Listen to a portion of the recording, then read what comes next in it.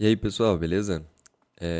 Eu vou fazer aqui então uma explicação, né, do que está acontecendo. Não uma explicação, né, mas é uma análise aqui do gráfico, para tentar tranquilizar um pouco aí, né, com essas quedas que está tendo consecutivas do Bitcoin e de outras criptomoedas, né?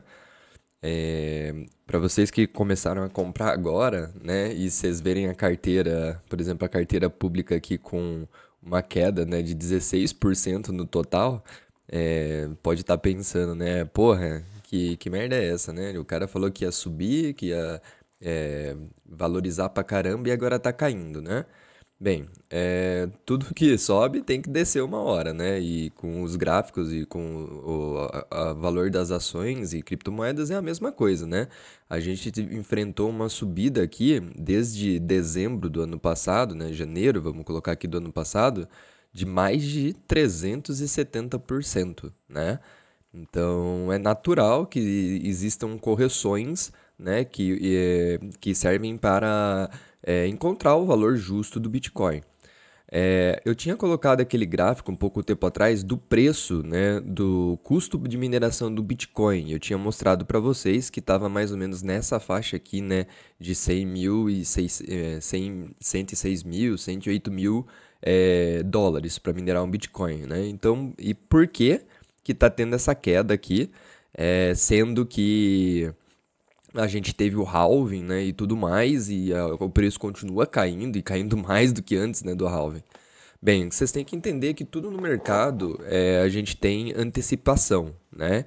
Então, as pessoas, sabendo desses eventos e já tendo vivido ciclos anteriores, eles conhecem esse mecanismo, por exemplo, do halving, e grandes investidores que mandam no mercado, né? Hoje a gente tem a presença de instituições financeiras como BlackRock, MicroStrategy, né, que são fundos de investimento, que eles têm muito dinheiro, mas assim, é muito dinheiro mesmo, papo de trilhões de dólares. Então é natural que eles tenham uma influência sobre a economia, né, influência sobre os ativos que eles usam, que eles têm em carteira, né, dos seus acionistas, e que eles brincam com o mercado. E isso aqui, cara, pra mim é mais um desses testes, né? Há um tempo atrás, eu vou voltar a publicação para vocês se ligarem, eu tinha falado que o preço poderia estar recuando até essa faixa de 51 mil dólares e a gente ainda estaria, né, em um ciclo de alta, né? Não seria uma reversão, seria uma correção um pouco mais forte, dado todo o cenário político, né, e macroeconômico que a gente está vendo. Então, eu ainda acho que essa zona é muito possível de chegar, então eu vou até traçar aqui para vocês seguirem minha linha de pensamento, né?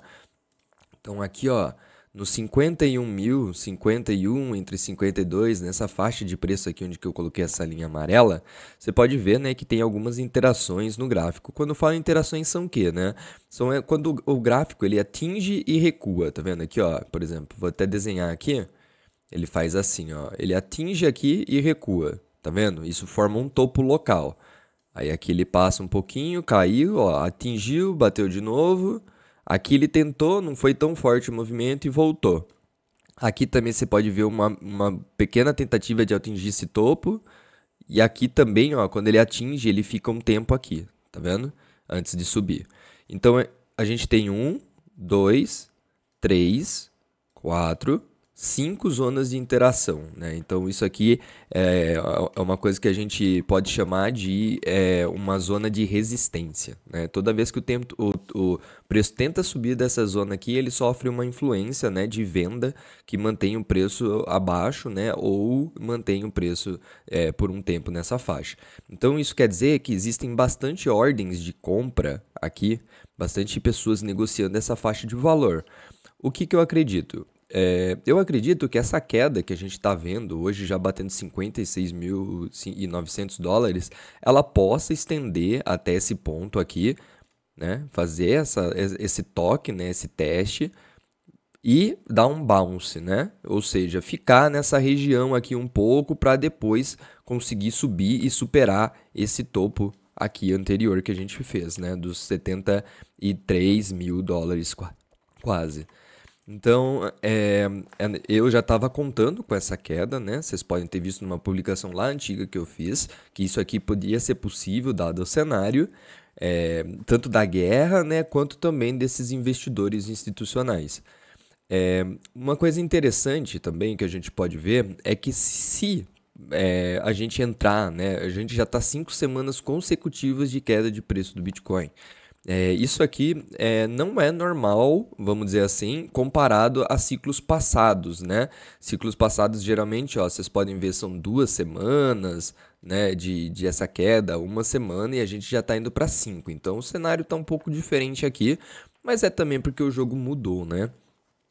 Muita coisa aconteceu nesse cenário político de guerra e também com relação a essas instituições.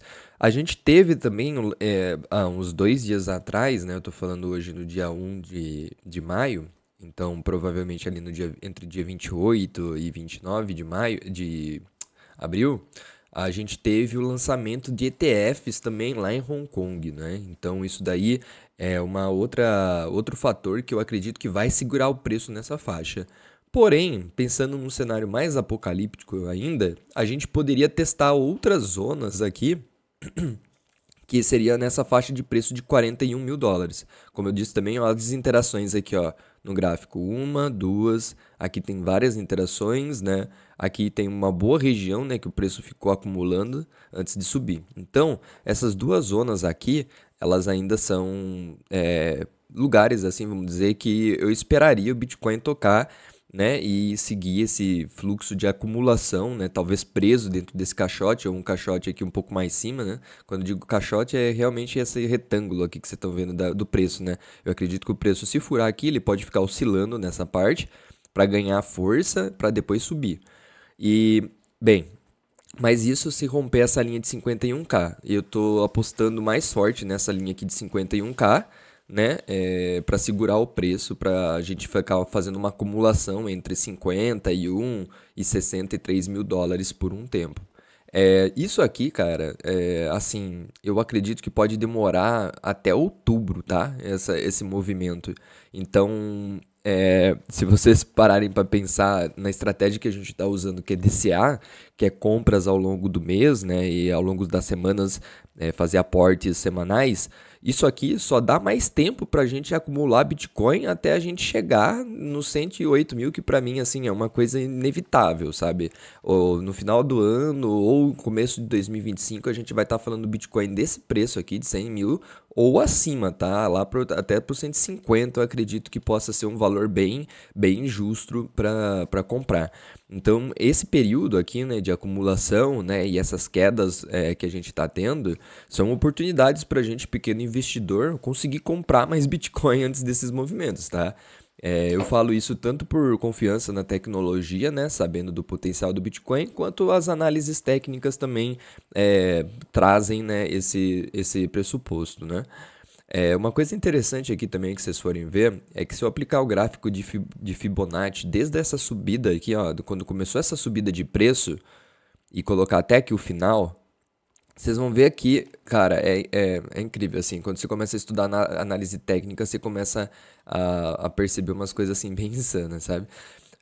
O gráfico de Fibonacci, você sempre coloca no começo de um movimento, então aqui, ó, quando começou a subir o movimento, né, de alta, de reversão, e até o final. E geralmente as zonas, né, que eles falam de retrações de Fibonacci, eles ficam nessa zona aqui, ó, entre 0,5 e 0,68, certo? Que seriam o coração da Fibonacci, né? O que isso quer dizer? Quer dizer que no movimento de alta, uma correção até esses 0,68, 0,5 é saudável ainda, entendeu? É uma reversão saudável ainda para o Bitcoin. Então, isso se o preço parar aqui, né, nessa zona e voltar, seria um movimento natural e saudável do mercado, que é para corrigir esse preço inflacionado, né? Que o preço inflaciona, mas o mercado testa para ver se é o preço justo. E se vocês forem ver, né, eu vou até tirar aqui os gráficos desses pontos amarelos, ele tem várias zonas de interação. Ó. Ele tem uma aqui entre 60 mil, que a gente ficou bom tempo tocando nela. A gente tem aqui os 51 mil que eu falei, e olha como bate exato nas zonas de interação aqui, né? Nas zonas de resistência, esse gráfico. E aqui o outro no 44 mil, que também passa bem próximo, né, daquela zona que eu estava mostrando aqui. E aqui também nos 38, que seria um cenário, assim, eu acho que para tomada de alta meio apocalíptico, mas ainda seria considerado saudável pela análise técnica.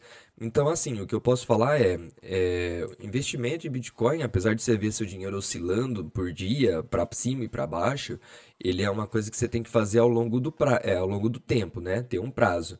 Então, um longo prazo, na verdade, né? De um ano, de meses, não de dias. Então, eu diria para vocês não ficarem preocupados ainda e usarem essa oportunidade para seguir